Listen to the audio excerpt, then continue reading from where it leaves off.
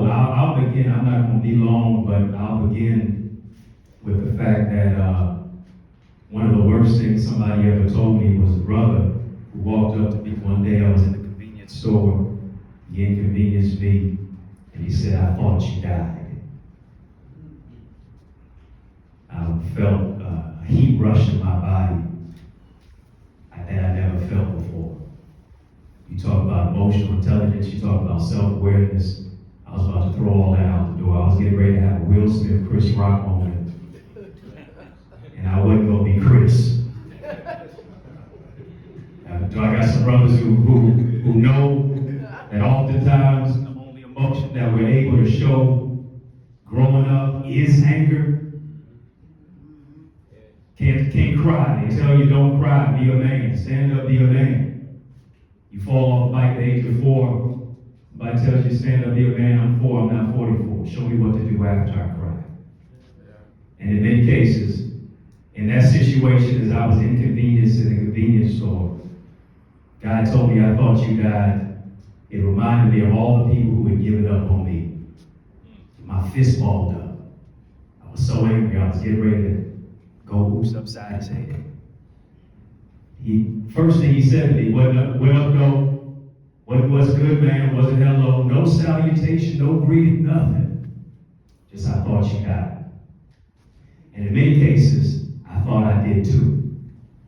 Because not only did people give up on me, I almost gave up on myself. Growing up in a single-parent household, my father wasn't there for me, and the question becomes, how do you become a man if you don't see one? How do you play a role if you weren't given a script? What does it really mean to be a man? Is it about our muscles? Is it about our Mercedes? Is it about our phone book full of ladies? And I really want to speak to the man today. Well, oftentimes our emotions have been so bottled up, where nobody gave you the opportunity to be able to speak to the king that's on the inside of you. Because king means keenly intelligent, noble gentleman. Look at another brother, tell me you a king. Come on. Tell another brother, tell him you a king. Right? So if you're a king, it's not just about what you got on you, it's about what you have in you. It's about you recognizing your identity. It's about you understanding that every one of us has a crown over our head that one day will grow tall enough to wear. It's not so much about the fact that you just wear the crown. Heavy is the head that wears the crown. But oftentimes it's our mental health. It's our emotional intelligence. It's our self-awareness. It's the fact that we haven't tapped into our identity. Because nobody gave you the opportunity, the space and place to be able to tap into who it is that you are as a man. Man means to manage. Man means to maintain. Man means to manifest.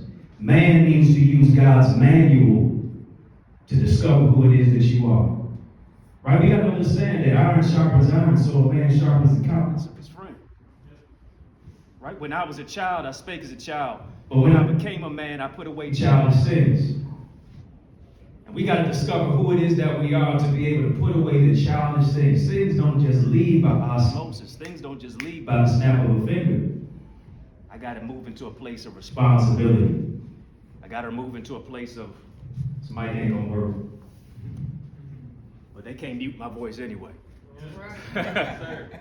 Because oftentimes is I was told that you're gonna die. I was told that in many cases, I didn't think you were gonna live. I felt that situation on the inside of me. Age of 15, I was in school, and my favorite 2 classes in school were gym and lunch. You know, I love to chase the girls in gym, and I love to sit down and eat with them at lunch. I got a few brothers who know that, right? So that was my favorite 2 classes. In many cases, my grades reflected that. My grades reflected that, to where I didn't really develop who it is that I was. My father never visited me one day in the hospital as I went to the hospital having chest pains. I'm over at my friend's house watching a football game, can't breathe by halftime. His mother takes me to the hospital. My mother meets me there. They do a CT scan on the chest. They cut me open. They see my cells in my body growing so fast they can see them growing with the naked eye. Around my heart, my trachea, my esophagus, my voice box. I use my voice for a living. And that's where the tumor was growing. Felt great coming out of surgery. The doctor says, Eddie, you have what we call NHL. I said, I'm happy now. I'm getting ready to be the youngest owner of a National Hockey League team. I don't even like the sport. He says, no, you're not going to be the owner of the Red Wings. He says, you have non-Hodgkin's lymphoma. I said, Doc, my first language is Ebonics. I'm still trying to learn English. What do you mean? He says, you have not 1, not 2, not 3, not 4. I'm filling my pockets with $5 He says, you have stage 4 cancer. I'm just starting my life. Now I'm fighting for my life. When you living in the skin that we in, when in many cases where you grow up in communities that are dilapidated, where it's liquor store, gas station, liquor store, strip club, where it's a food desert. Well, how do you keep your dream alive when you're living in a nightmare? How do you maintain a dream when in many cases now you're fighting for your life? And nobody gives you the space and place as a boy, as a man, as a black boy, to be able to talk about the pain that you deal with. I don't know, have you ever had to deal with the pain of your father not being there? Dealing with the father wounds, dealing with the mother wounds, dealing with the abuse, dealing with the molestation, where in many cases, 1 in 3 girls is inappropriately touched, but 1 in 6 boys is? And we don't talk about that. And now you're dealing with a combustible rage that nobody has ever been able to put the fire out because you didn't identify your identity. You didn't identify your purpose. You got to understand that as long as you got a pulse, you got a purpose. Your existence is intended to make a difference. God wanted you to be somebody else, he would have made you somebody else. But he looked through the eons of time and said, you're born for this generation, to change this generation, but you can't change it until you first change yourself. You can't change it until you stop pointing the blame at everybody else and take accountability, because there is no respectability without responsibility as a man. When I began to move into that place, as I went through chemotherapy, radiation, lost all my hair, my self-confidence, my self-esteem, my own biological father never visited me one day in the hospital. The people who I thought were praying for me were literally praying on me, sitting on the sideline expecting my demise. But I'm grateful for a praying mama. Yeah. Like Brother Bennett said, it's the prayers of women, grandmothers, mothers who empowered me to move to the next level, as mentors who told me a knockdown is not a knockout unless you stay down. You got to get back up again. God didn't bring you this far to only bring you this far. I had to look at the first 3 letters in cancer and spells what, y'all? Can. Come on, say it loud. Can. You can overcome. You can survive. The last 4 letters in African and the last 4 letters in American is not just can, but I can. Who told you what you can't do? Who told you what you can't become and what you can't overcome? And I'm standing before you today in 2023, which marks 23 years of being cancer-free.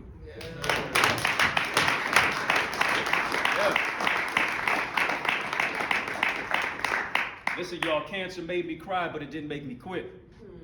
I had to tap into my masculinity, and oftentimes masculinity is a mask. We wear this tough guy syndrome. We wear this tough guy attitude. We want to act like we're Superman, but we're really Clark Kent.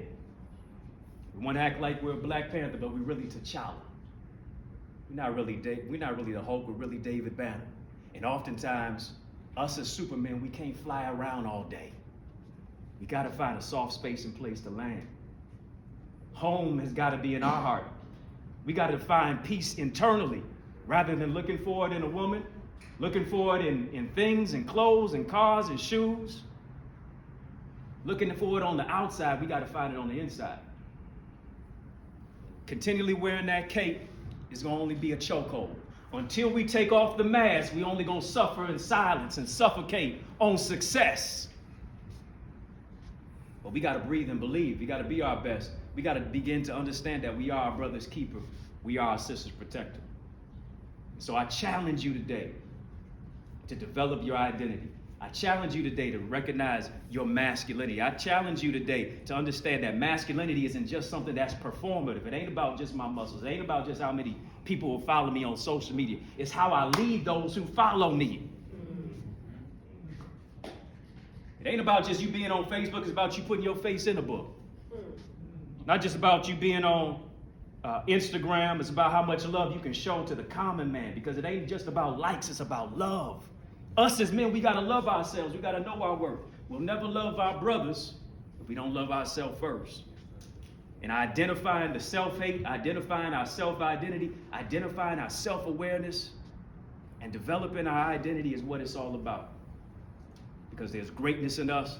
There's a king in you. There's a conqueror on the inside of you. The world is waiting for you to be who you are so they can become who they're supposed to be. And today we got to heal. Today we got to live. We got to begin to define our reality and understand that our existence, it makes a difference. God bless y'all.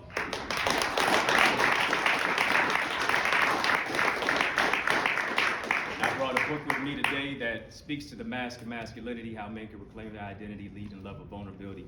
I got some copies in the back. Proceeds from the book go to my organization, Voice to Books, empowering men through literacy, leadership, life skills, enrichment. God bless y'all.